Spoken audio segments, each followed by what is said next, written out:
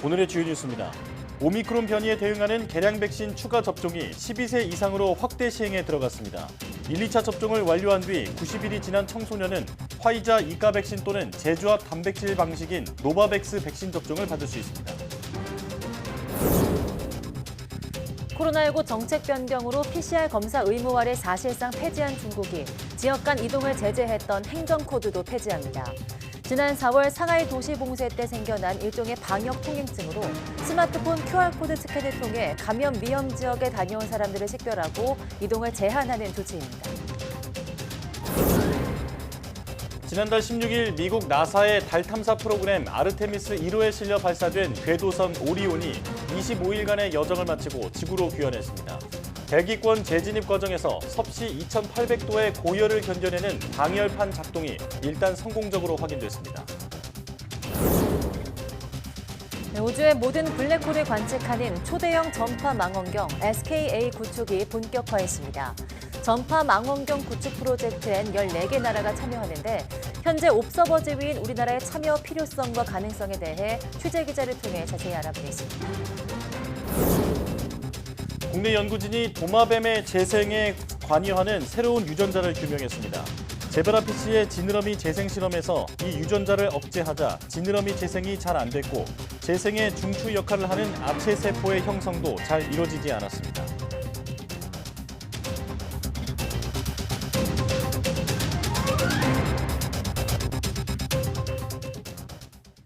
여러분 안녕하십니까? 사이언스 투데이 시작합니다. 최근 유행하고 있는 코로나19 오미크론 변이에 청소년층이 더 취약한 것으로 나타난 가운데 이제부터는 12세 이상 연령대도 개량 백신을 맞을 수 있습니다.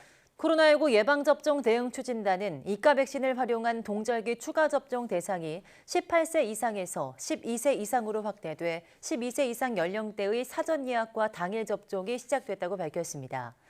1, 2차 기초접종을 완료하고 마지막 접종일에서 90일이 지났다면 BA1이나 BA4, 5 변이를 기반으로 제작된 화이자 이가 백신 두 종류 가운데 하나를 선택해 맞을 수 있습니다.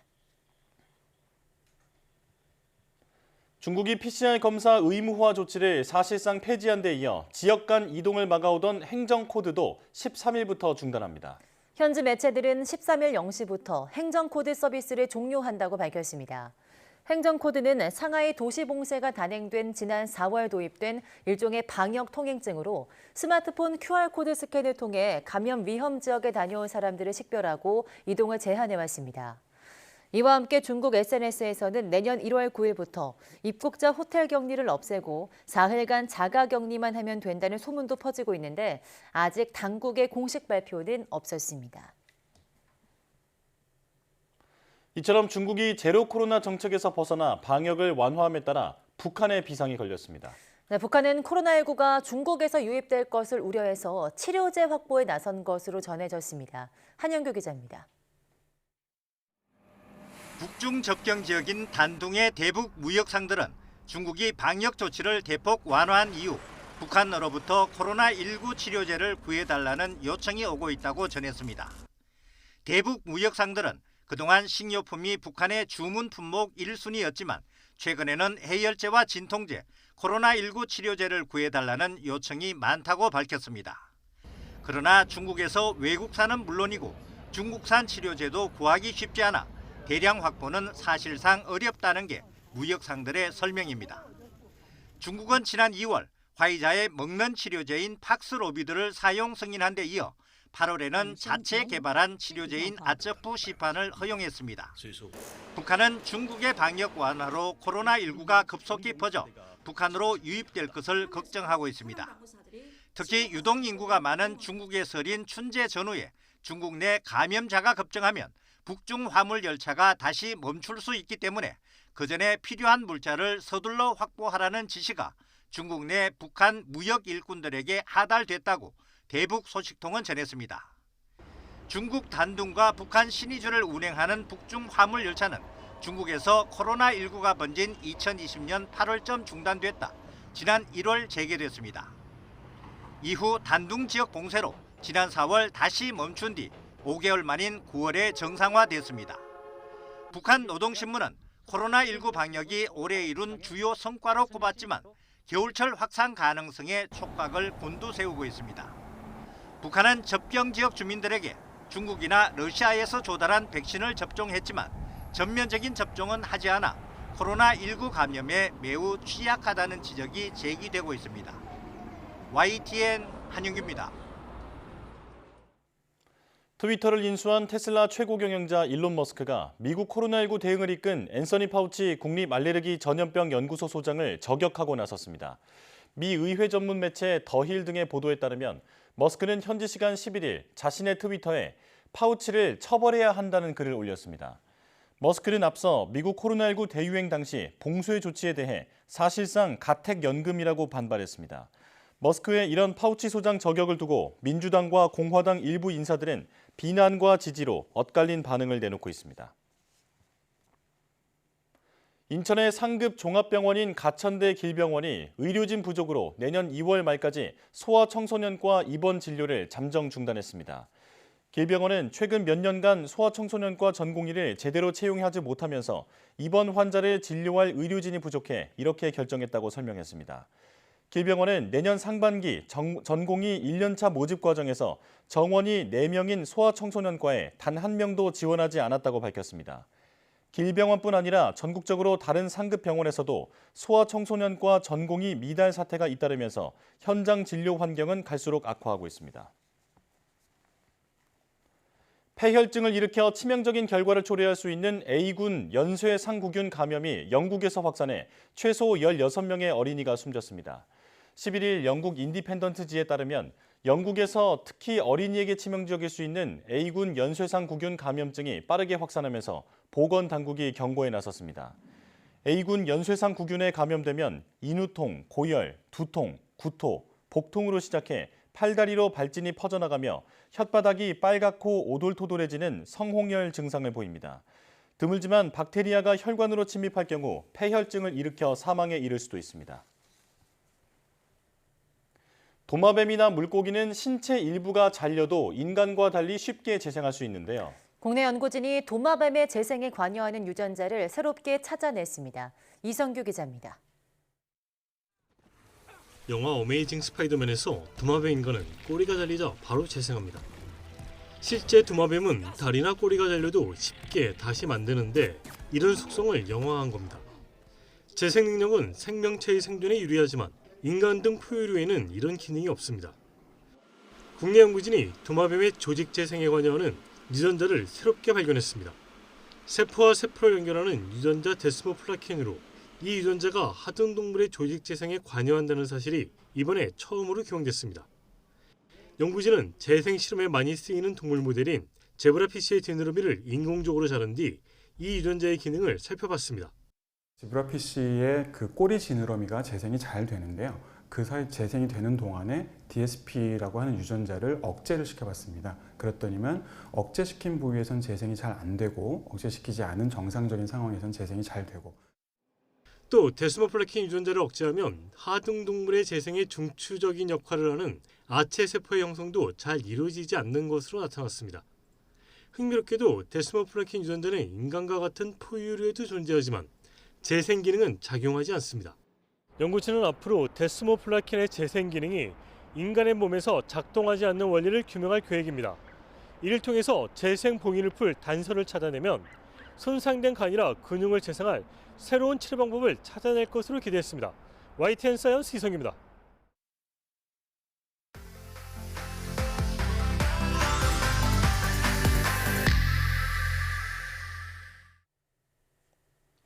우리나라가 내년에 쏘아 올릴 나노 위성 도요셋을 들어보셨습니까? 도요셋은 겨울 철새 도요새의 이름에 위성이라는 뜻의 영어 단어를 붙여 만든 이름인데요. 먼 길을 이동하는 철새무리처럼 도요셋도 4개의 위성이 편대 비행을 하며 우주 날씨를 비롯한 갖가지 우주 정보를 캐낼 예정입니다. 오늘 별소리 다 듣겠네에서 위성 도요셋의 모든 것을 알아보겠습니다. 함께 보시죠. 안녕하세요. 12번째 별소리를 전해드릴 이재진입니다.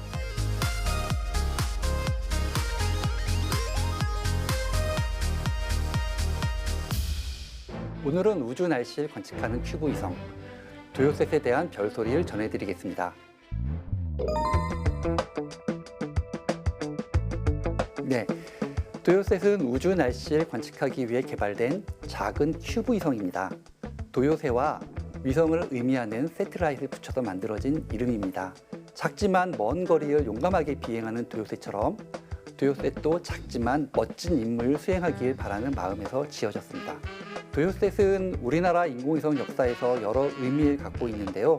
먼저 위성 한 기가 아니고 4기가 동시에 운영된다는 점입니다.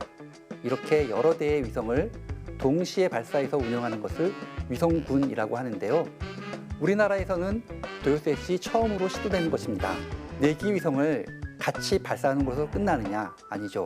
도요셋은 무게가 10kg 정도 되는 나노급 위성인데 이 체급의 위성으로는 세계 최초로 위성 간 거리와 형태를 변화시키는 편대 비행을 할 예정입니다.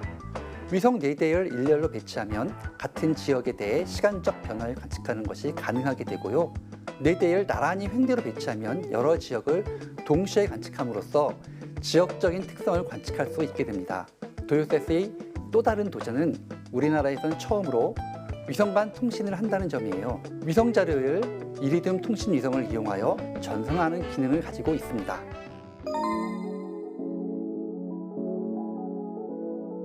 네, 먼저 도요셋의 전면에는 별을 보고 도요셋이 향하는 방향을 알 수 있는 별 센서와 GPS 신호를 수신하는 GPS 안테나가 있습니다. 또 앞서 말씀드린 위성 간 통신을 도와줄 이리듐 안테나가 부착되어 있죠. 그리고 날개에는 랭뮤어 탐침과 태양 전지판이 부착되어 있는데요.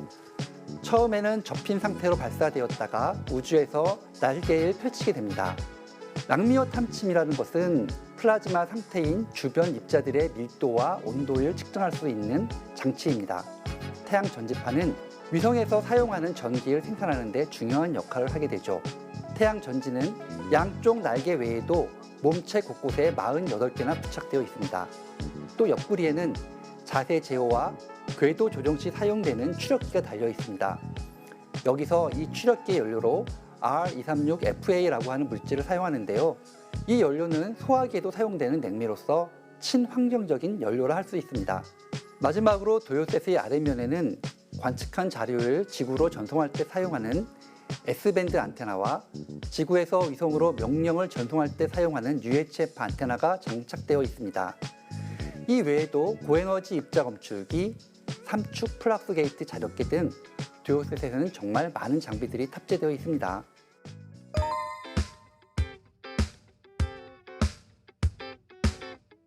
네, 먼저 위성 한 기의 고장으로 편대 비행 임무를 수행하지 못할 가능성은 거의 없다고 보시면 됩니다. 왜냐하면 앞에서 말씀드렸듯이 도요셋 4기 모두에 궤도를 변화시키기 위한 추력기가 장착되어 있기 때문인데요. 만일 4개의 추력기 중 1개의 추력기가 고장나거나 자세 제어를 할 수 없어서 궤도를 바꿀 수 없다면 이 위성을 기준으로 나머지 위성이 궤도를 바꾸게 됩니다. 우주 날씨를 관측하기 위해서는 상대 거리와 상대 위치가 중요하기 때문에 위성 1기가 고장난다고 해서 도요셋의 임무를 수행하는 데는 아무런 문제가 없습니다.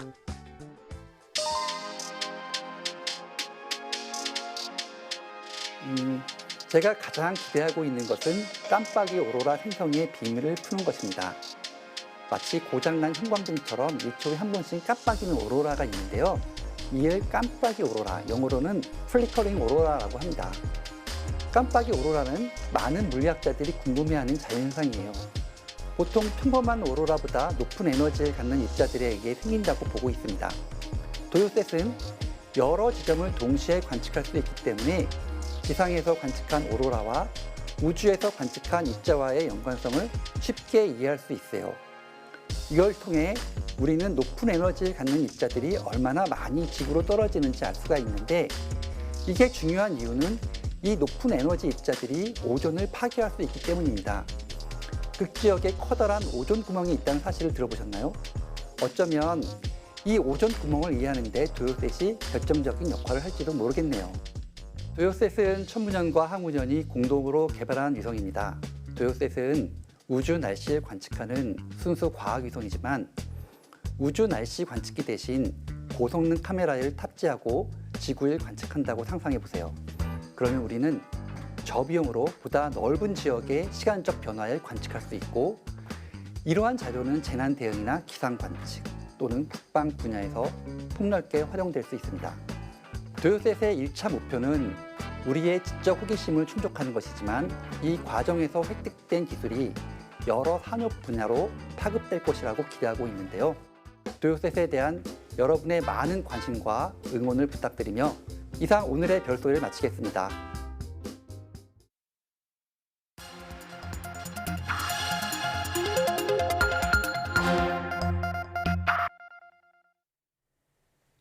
다양한 분야의 과학 이슈를 과학 기자의 시각으로 깊이 들여다보는 사이언스 취재파의 시간입니다. 네, 오늘은 최소라 기자와 함께합니다. 어서 오세요. 안녕하세요.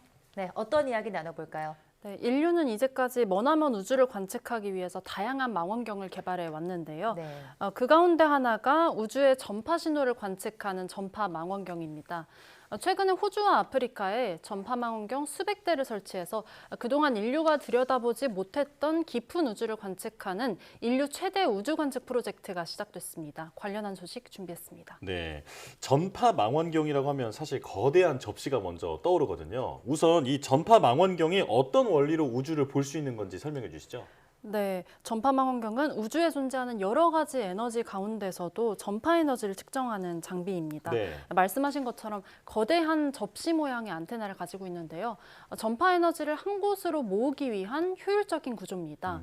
이 전파는 별이 탄생할 때나 활동하는 과정에서 방출이 되는 에너지인데요. 별들이 방출하는 에너지는 이 밖에도 파장에 따라서 가시광선, 적외선, 자외선 등 여러 가지가 있습니다. 네. 많이 들어보셨을 허블 우주망원경이나 제임스 웹 우주망원경 등은 가시광선과 적외선 파장을 관측하는 장비고요. 또 지구에서 멀리 떨어진 일부 천체들은 다른 에너지들보다도 전파를 더 강하게 방출을 하는 경우가 있는데 이런 것들을 전파망원경으로 관측을 할 수 있는 겁니다. 네. 네, 그렇다면 예를 들어서 어떤 천체를 전파 망원경으로 관측할 수 있나요? 네, 대표적으로 블랙홀을 관측을 할 수 네. 있는데요. 블랙홀은 중력이 너무 강해서 빛조차도 빨아들여서 관측이 그동안 어려웠습니다. 네. 과학자들은 전파 망원경을 이용해서 이 블랙홀에서 나오는 전파 신호를 관측해서 블랙홀의 존재를 확인해 왔는데요. 전파 망원경은 이 접시가 클수록 성능이 더 좋아지기 때문에 더 깊은 우주를 관측할 수 있는데요. 네. 최근에는 접시 크기를 키우지 않고도 여러 개의 접시를 먼 거리에 떨어뜨려서 배열해도 이 접시 크기를 키우는 것만큼의 성능 향상 효과가 있다는 점이 밝혀졌습니다. 그래서 이런 방법으로 지난 2019년에는 전파망원경으로 인류 최초로 블랙홀을 관측하는 데 성공을 하기도 했습니다. 사건의 지평성 망원경이라는 이 전파망원경인데요. 이 여러 대의 전파망원경을 연결한 프로젝트로 일궈낸 성과였습니다. 네.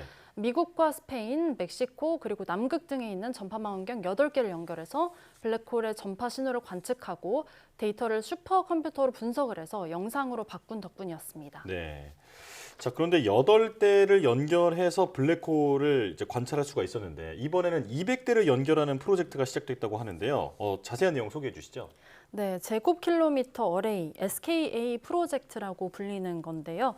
이 전파망원경 197대와 안테나 13만 대를 세워서 연결을 하는 겁니다. 네. 먼저 남아프리카 공화국에는 접시 모양의 안테나 197대가 반경 150km 안에 구축이 됩니다. 그리고 호주에는 크리스마스 트리처럼 생긴 소형 안테나 13만여 대가 반경 74km 내에 설치될 예정입니다. 그리고 또 영국에는 빅데이터를 처리하는 슈퍼컴퓨터가 있는 본부가 세워지게 됩니다. 이 전 지구가 하나의 거대한 전파망원경이 된다고 해도 과언이 아닐 정도로 넓은 범위에 걸쳐서 네트워크가 형성되는 겁니다. 네, 성능이 정말 뛰어날 것 같은데 완공되면 어느 정도일까요? 네, 지금 계획으로는 2028년에 완공될 예정이라고 하는데요.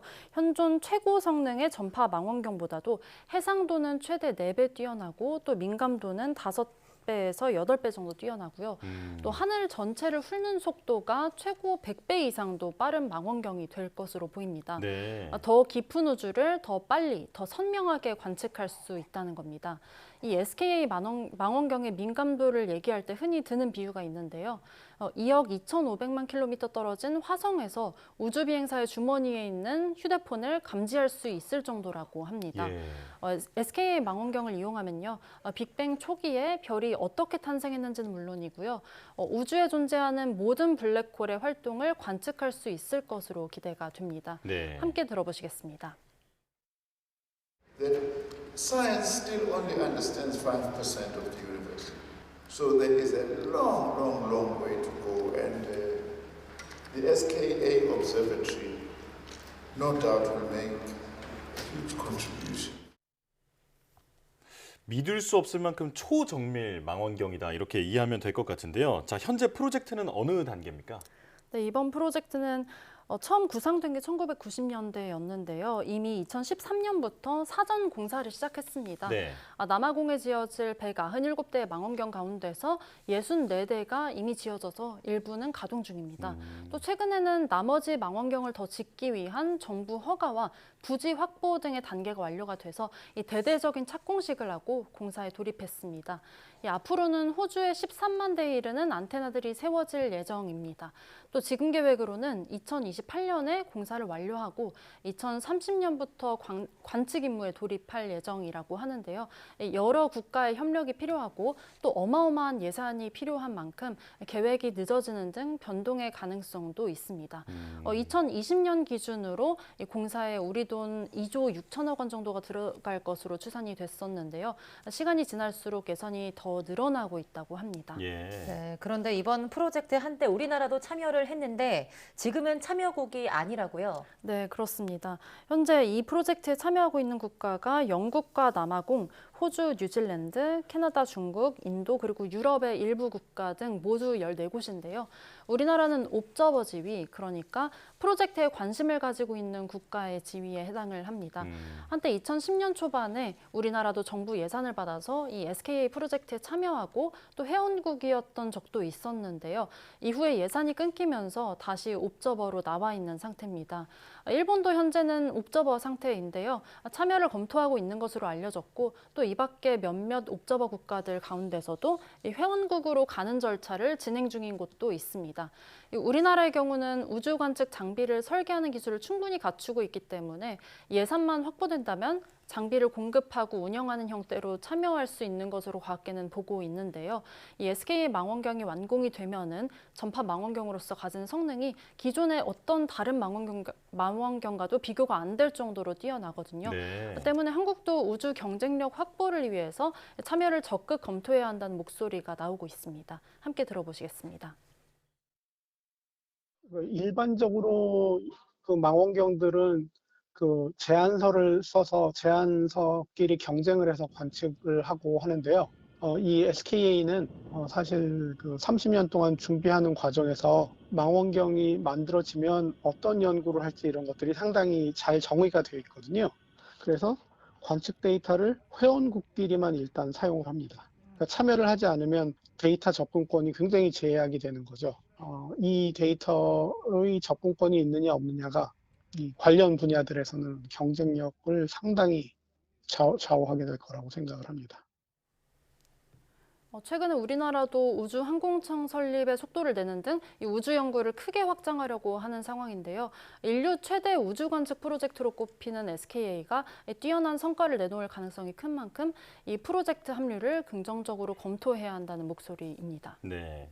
실익을 잘 따져서 우리도 어떤 식으로든 참여할 방안을 찾아보는 게 좋겠습니다. 자, 여기까지 듣겠습니다. 최소라 기자와 함께했습니다. 고맙습니다. 감사합니다.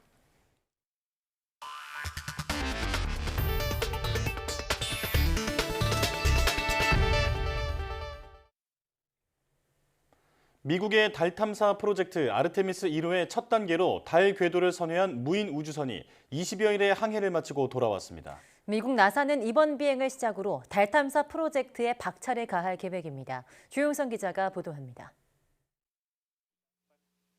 허공에 세 가닥의 줄이 길게 늘어지더니 끝에 달린 낙하산이 활짝 펴집니다.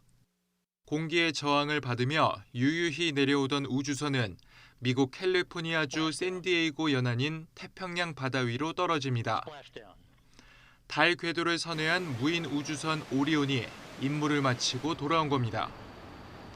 지난달 16일 미국 플로리다주 케네디 우주센터에서 우주로 발사된 지 25일 만입니다.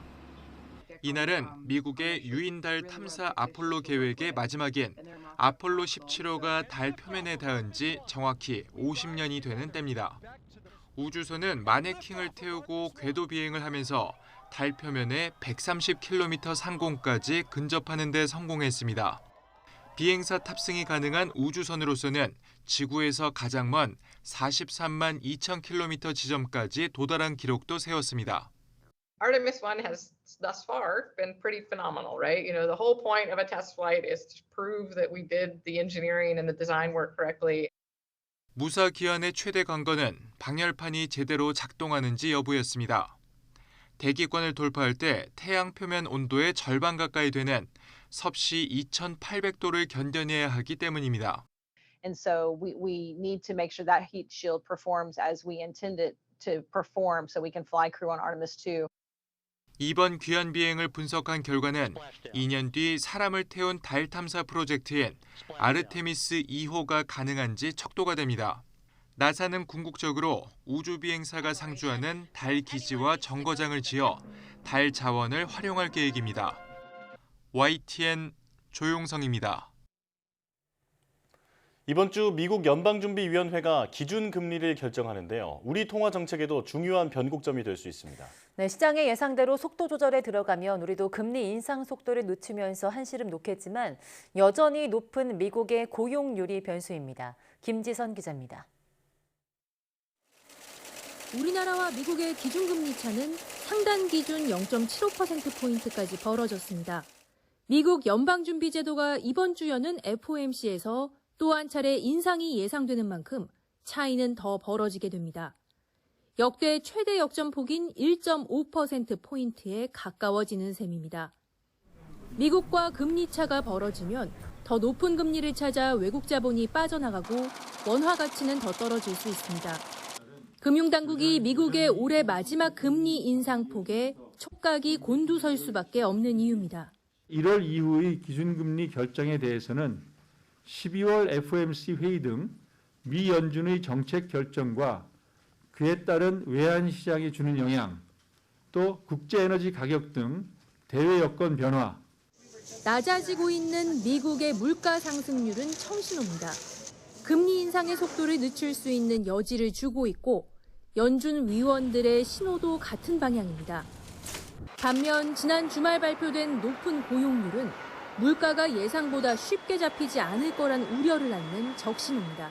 What the market really wanted was a soft jobs number to confirm that the Fed would pivot. They wanted to see the economy weakening faster. 다만 미국의 금리 인상폭이 예상보다 클 경우 한국은행으로서는 고민에 빠질 수밖에 없습니다. 75p를 올리게 되면 아마 금융시장에 많은 충격이 있고 거기에 대응을 해야 되겠죠. 변동환율 제도에서는 같이 움직이는 겁니다.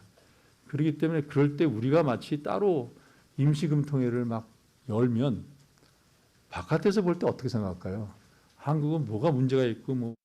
여기에 큰 폭으로 올려잡을 걸로 예상되는 연준의 최종 금리 전망도 우리 통화 정책의 주요 변수가 될 수 있는 만큼 이번 주 FOMC는 우리에게도 중요한 변곡점이 될 전망입니다. YTN 김지선입니다. 미 연방준비제도가 40년 만에 인플레이션에 대응해서 공격적으로 기준금리를 올리는 가운데 제닛 옐런 미 재무장관이 내년 말이면 물가가 상당히 진정될 가능성이 있다고 전망했습니다. 옐런 장관은 현지 시간 11일 미국 CBS 방송과 인터뷰에서 내년에는 인플레이션이 상당히 내려갈 것이라면서 예상치 못한 충격이 없다면 내년 연말까지 인플레이션이 훨씬 낮아질 것이라고 밝혔습니다. 실제 10월 미국 소비자 물가지수 상승률은 전년 동기 대비 7.7%를 기록, 시장 전망치의 7.9%를 밑돈 것은 물론 1월 이후 가장 낮았습니다. 월스트리트의 큰손들은 미 중앙은행인 연방준비제도의 긴축적인 통화정책 기조가 바뀔 것으로 전망한다는 분석이 나왔습니다. 월스트리트 저널은 현지 시간 11일 골드만삭스를 인용해서 뮤추얼 펀드와 헤지 펀드 등 월스트리트를 움직이는 대형 투자자들이 이런 시나리오에 기반해 투자 포트폴리오를 썼다고 보도했습니다.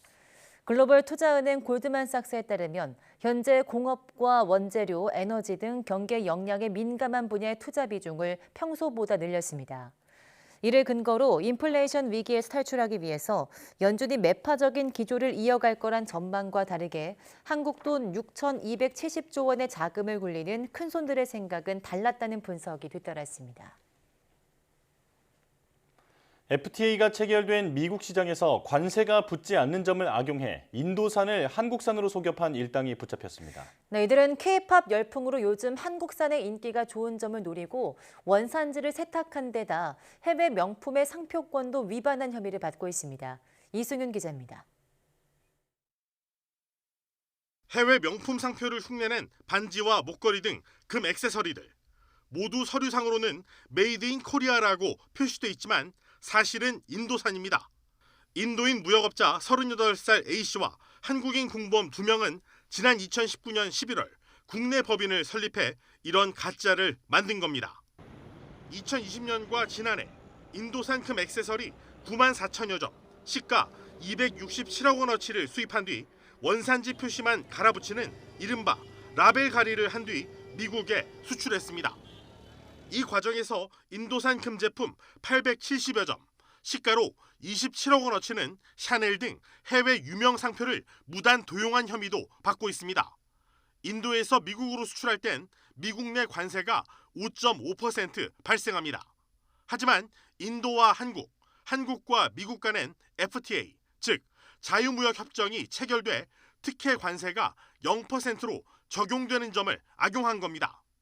최근 들어서 K-팝이라든지 K-드라마가 인기를 끌면서 한국산을 위장하게 되면 미국 시장에서 인기가 많아지기 때문에 한국산으로 위장한 것으로 보이고 있습니다. 3, 4분기 통계를 보면요. 작년에 건수 대비는 약 17%, 금액 대비는 88% 증가한 것으로 저희 관세청에서 보고 있습니다. 관세 당국은 지난해 주한 미국 대사관에서 정보를 입수한 뒤 이들을 붙잡아 검찰에 불구속 송치했습니다. 관세청 서울본부 세관은 이들이 인도산을 한국산으로 원산지를 바꾼 것만으로도 10%의 이득을 챙겼다며 이런 원산지 세탁 범죄가 매년 증가 추세에 있는 만큼 관련 수사를 확대해 나가고 있다고 설명했습니다. YTN 이승윤입니다. 결혼한 지 5년 이내의 신혼부부가 1년 사이에 8만 쌍 넘게 줄었습니다. 통계청 자료를 보면 지난해 11월 1일 기준 혼인신고를 한 지 5년이 지나지 않은 국내 거주 신혼부부는 110만 1,000쌍으로 1년 전보다 8만 2천 쌍 줄었습니다. 2015년 관련 통계를 작성한 뒤 가장 적은 신혼부부 규모로 감소폭은 역대 최대입니다. 특히 혼인 1년차 부부는 10% 넘게 급감했습니다. 자녀가 있는 초혼 신혼부부 비중은 54.2%, 평균 자녀 수는 0.66명으로 각각 통계 작성 이후 최저치였습니다. 맞벌이하는 신혼부부가 늘면서 평균 연간 소득은 6.9% 증가했지만 집값 급등의 영향으로 대출 보유 비중은 역대 최고인 89.1%로 올랐습니다. 13월에 월급으로 불리는 연말정산 환급액이 지난해 1인당 평균 68만 원씩 지급된 것으로 나타났습니다. 네, 올해 연말정산은 내년 초 진행되는데 연말까지 환급액을 조금이라도 늘리려면 어떻게 해야 할까요? 강희경 기자가 알려드립니다. 지난해 근로소득을 신고한 근로자 10명 가운데 7명 정도는 연말정산으로 세금을 돌려받았습니다. 미리 낸 세금이 실제 세금보다 많았다는 의미입니다. 세액을 환급받은 근로자 1인당 평균 환급액은 68만 4천 원, 전년도보다 5만 원 가까이 늘어났습니다. 이처럼 연말정산 1인당 평균 환급액은 최근 계속 늘고 있습니다. 2010년부터 2015년 귀속분까지는 40만 원대였지만 2016년 귀속분부터 50만 원을 돌파한 데 이어 지난해에는 70만 원에 가까워졌습니다. 올해 근로소득 귀속분에 대한 연말정산은 내년 초 진행됩니다.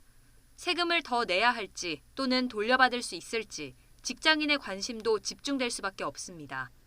이럴 때 유용한 서비스가 바로 국세청 홈택스의 연말정산 미리보기입니다. 올해 사용한 신용카드 사용액 등을 토대로 환급액을 미리 계산할 수 있기 때문입니다. 개인의 소비 패턴에 따라 연말까지 체크카드와 신용카드, 현금 가운데 어떤 것을 더 많이 사용해야 조금이라도 더 공제를 받을 수 있는지도 확인이 가능합니다. 일반적으로 총 급여의 25%까지는 신용카드를 사용하는 게 유리하고 25% 초과분에 대해서는 현금 영수증이나 체크카드 등을 사용하면 더 좋습니다. 총급여 25%까지는 신용카드를 쓰시는 게 카드사별로 포인트를 어떤 혜택을 잘 포트폴리오 구성해서 쓰는 게 가장 좋고요. 공제 한도에 신용카드보다는 체크카드나 현금 영수증이 좀 더 빨리 도달할 수 있다는 이점이 있습니다. 이번 연말정산에 특별히 적용되는 공제 내용도 알아두는 것이 좋습니다. 올해 신용카드 사용 금액을 지난해보다 5% 넘게 늘리면 100만 원 한도로 10%포인트 공제 혜택을 더 받을 수 있는 게 대표적입니다. 13월에 월급이냐 세금 폭탄이냐, 앞으로 연말까지 기간 동안 어떻게 소비 활동을 하는지에 따라 영향을 받게 될 전망입니다. YTN 강희경입니다. 전북대 교수가 새만금 풍력 발전의 사업권을 외국계 자본에 넘겨 7,000배 넘게 수익을 챙기려 했다는 의혹과 관련해 정부가 허가 철회를 최종 결정했습니다. 조사 결과 재원 조달 계획을 이행하지 않는 등 위반 사항이 다소 확인됐습니다. 보도에 박홍구 기자입니다. 지난 2018년 10월 문재인 대통령은 전북 새만금에서 열린 재생에너지 비전 선포식에 참석해 새만금을 재생에너지 산업의 중심지로 만들겠다며 이렇게 말했습니다. 새만금의 세계 최대 규모의 태양광 단지와 대규모 해상 풍력 단지가 건설됩니다. 일부 용도 제한 지역과 유휴지, 방수제와 저류지, 바다 등을 활용한 야심찬 계획입니다. 하지만 이런 계획은 지난 10월 국회 교육위원회 국정감사에서 7,200배 먹튀 논란이 제기되며 빛이 발했습니다. 국민의힘 정경희 의원은 전북대 교수가 자본금 1,000만 원으로 특수 목적법인을 만들어 새만금 해상풍력 사업권을 중국계 기업에 720억 원에 팔아 넘기려 한다고 주장했습니다. 이 같은 주장에 대해 산업부와 감사원은 지난 10월 17일부터 20일 넘게 조사를 진행했습니다. 그 결과 재원 조달 계획 미이행 1건과 미인가 주식 취득 2건, 허위 서류 제출 3건 등 총 6건의 위반 사항을 확인했습니다. 이런 내용을 토대로 산업부 전기위원회는 심의를 진행해 발전 사업 양수허가 철회를 최종 결정했습니다. 전기위원회는 해당 교수가 설립한 법인이 산업부에서 인가받은 재원 조달 계획을 이행하지 않았고 사전 개발비를 부풀려 제출했으며 사업 지연이 반복돼 전력시장 질서를 왜곡한 사실을 확인했다고 밝혔습니다. 또 인가 당시 심의했던 재원 조달 계획이 변경돼 인가 요건을 충족하지 못하는 상태가 됐다고 덧붙였습니다. 인가 철회 결정에 따라 지분을 인수하려던 외국계 기업이 철수하고 사업에 참여하기로 했던 국내 기업들도 영향을 받는 등 지역 경제에 파장이 예상됩니다. YTN 박홍구입니다.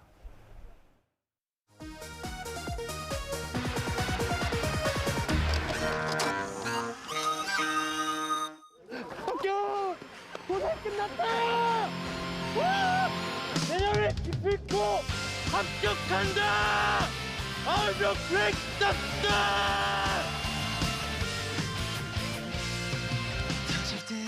수능 성적표를 받아든 수험생들은 그저 막막하기만 합니다. 지금 제 점수 가지고는 좀 굉장히 모험을 해야 될 것 같거든요. 대학을 갈 수 있을지 걱정이 좀 돼요. 어느 대학 어떤 학과를 지원할까? 수험생과 학부형들은 하루 종일 접수 상황판을 보며 가슴을 졸여했습니다. 공중전화는 하루 종일 인파에 파묻혀 있고 휴대전화로 가족끼리 연락을 취하며 다른 대학의 경쟁률을 묻는 모습도 눈에 띄었습니다. 이를 보며 좀 더 기다려볼까요? 숨이 턱까지 찬 수험생이 급하게 뛰어들어갑니다.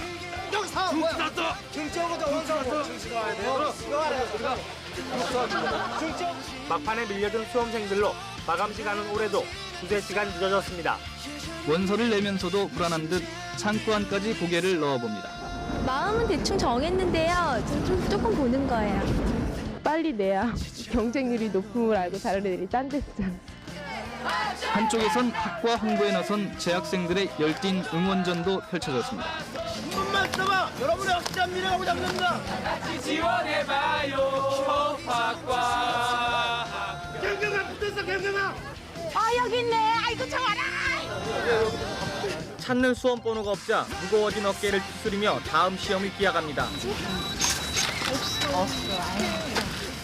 수험생들은 저마다 품은 꿈을 향해 조금씩 가까이 다가가고 있습니다. 우리 열심히 공부해서 훌륭한 프로그래머가 되는 게 제 꿈입니다.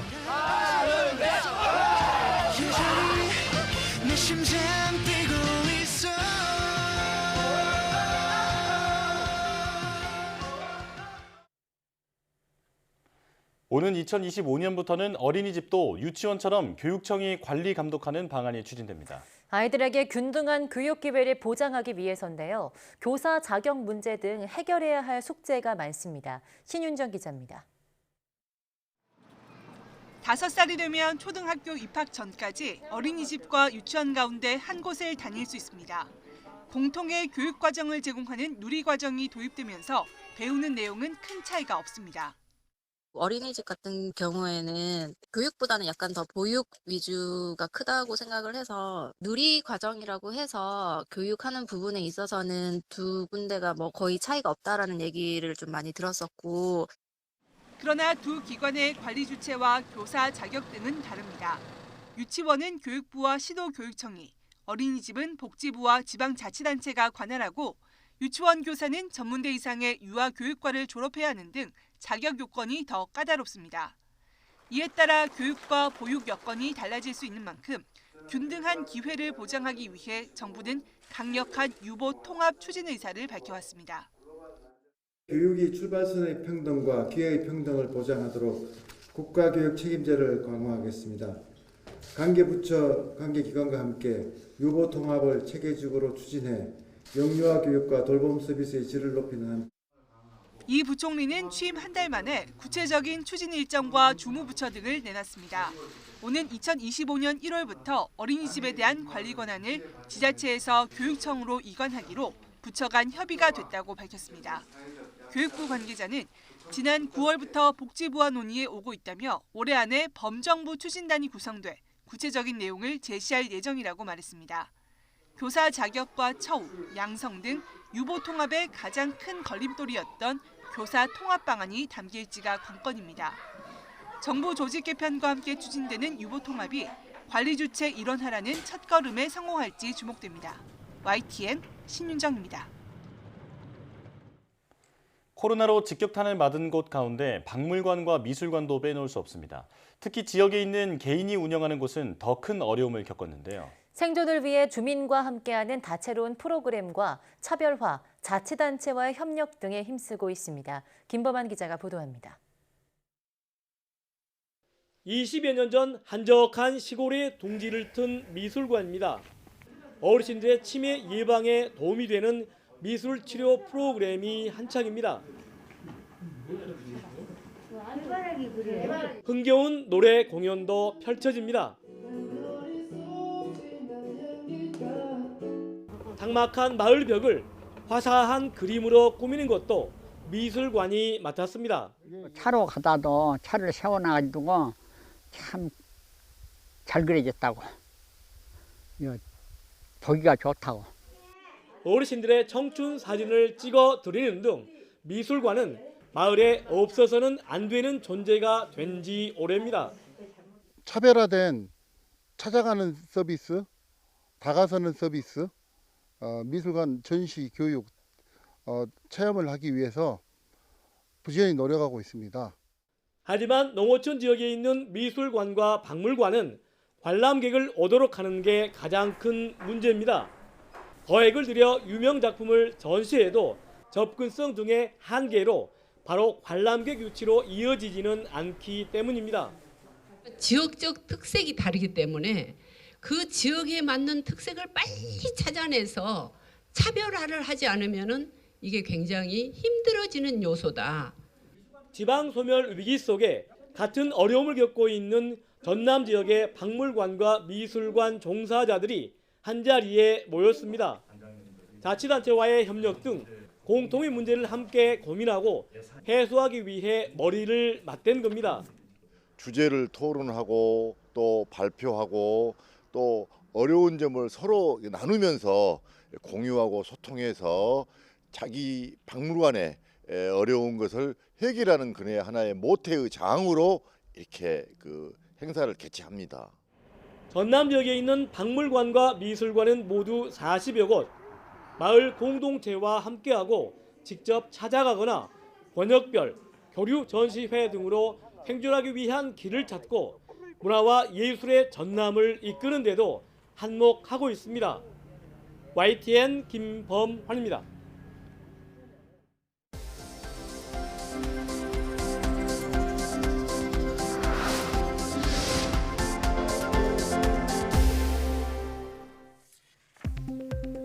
국내 연구진이 인간 줄기세포를 이용해 심장에 부착할 수 있는 심근경색 치료용 패치를 개발했습니다. 포스텍 가톨릭대 의대, 홍콩시티대 공동연구팀은 나노 섬유막 위에 인간 유래 중간엽 줄기세포를 얇게 올리는 방식으로 심근경색용 패치를 개발하고 생쥐 실험에서 활성화하는 데 성공했다고 밝혔습니다.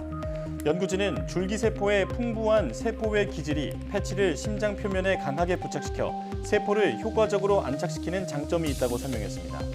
줄기세포는 아직 분화되지 않은 세포로 반복적으로 분열하며 다른 세포로 분화해 손상세포에 줄기세포를 이식하면 새 조직이 재생됩니다. 이번 연구 결과는 국제학술지 바이오 패브리케이션에 실렸습니다. 과학기술정보통신부가 수여하는 대한민국 엔지니어상 12월 수상자로 삼성중공업 안재영 파트장과 시너지 장건영 대표이사가 선정됐습니다. 안재영 삼성중공업 파트장은 조선해양산업 분야 통합설계 시스템과 생산 업무 플랫폼을 개발한 공로를 인정받았습니다. 장건영 시너지 대표이사는 국내 최초로 전력 수요 반응을 위한 에너지 저장 장치의 설계와 운영 기술을 개발한 점이 높은 평가를 받았습니다. 과기부는 산업 현장의 기술 혁신에 장려하고 기술자를 우대하는 풍토를 조성하기 위해서 매달 대기업과 중소기업 엔지니어를 각각 1명씩 선정해 장관상과 상금 500만 원을 수여하고 있습니다. 고분자 합성법에 대한 독창적인 연구를 수행하는 서명은 카이스트 교수 등 26명이 2023년 한국 차세대 과학기술 한림원 회원으로 선출됐습니다. 한국과학기술한림원은 만 43세 이하 국내 젊은 과학자 가운데 박사학위 이후 이룬 성과를 중점 평가해 과학기술에 이바지할 가능성이 큰 연구자를 차세대 과학기술한림원 회원으로 뽑습니다. 올해 선출된 회원의 평균 나이는 만 39.4세이며 여성 과학자는 2명이 포함됐고 단국대와 서울시립대 등 4개 학교가 첫 회원을 배출했습니다. 카이스트 창업기업의 성과를 공유하고 발전 방향을 모색하는 2022 카이스트 스타트업 페스티벌이 13일부터 이틀간 대전 카이스트 본원에서 열립니다. 이번 행사는 창업을 시작하는 기업의 주요 법률 상담 사례를 공유하는 워크숍과 카이스트 창업기업과 성과 소개 등으로 구성됐습니다. 카이스트는 올해 17개 교원 창업기업을 배출했으며 6개 학생 창업기업과 44개의 예비 학생 창업팀 등을 지원하고 있습니다.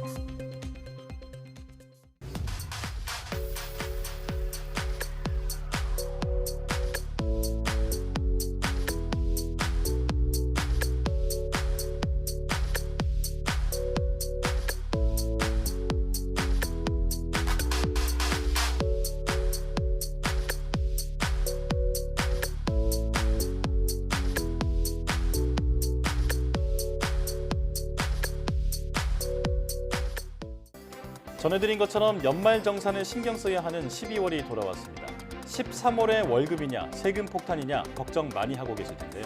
네, 보도해드린 내용 외에 안 입는 옷이나 책, 가전 등을 기부하거나 대중교통을 이용하는 것도 공제 혜택을 늘릴 수 있는 방법이라고 합니다. 꼼꼼하게 챙겨보시는 것도 많은 도움이 될 것 같습니다. 뉴스 마치겠습니다. 시청해주신 여러분 고맙습니다.